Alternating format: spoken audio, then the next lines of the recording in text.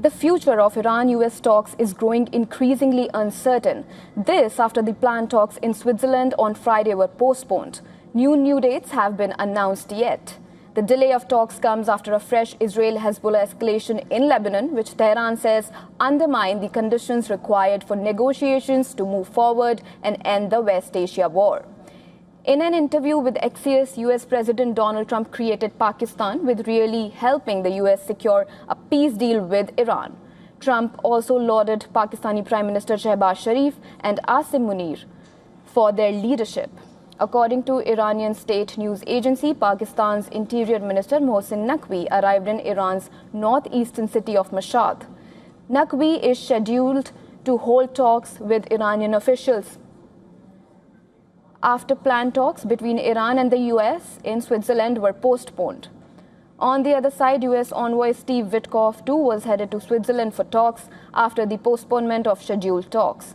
Jared Kushner, Trump's son-in-law, who is already in Geneva, was also expected to join the talks. As the fragile ceasefire takes hold, Tehran cautions that Lebanon is a red line.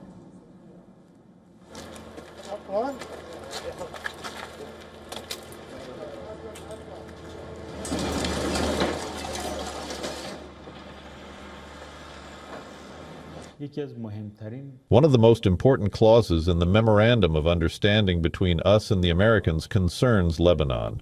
This is mentioned in the first clause, which emphasizes Lebanon's territorial integrity and the end of the war on all fronts, including Lebanon.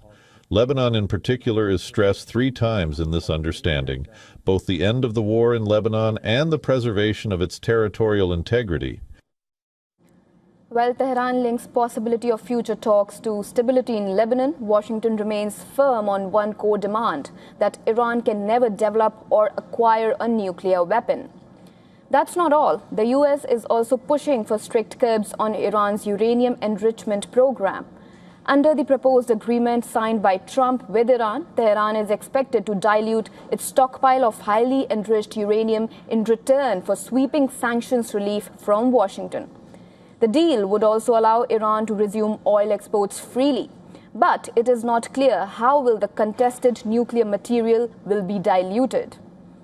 On June 18th, US envoy Steve Witkoff told American lawmakers that Iran will invite the UN's nuclear watchdog to inspect its nuclear sites and begin identifying the locations of Tehran's enriched material. Witkoff added, the arrangement could allow American nuclear experts to join IAEA inspection teams in Tehran.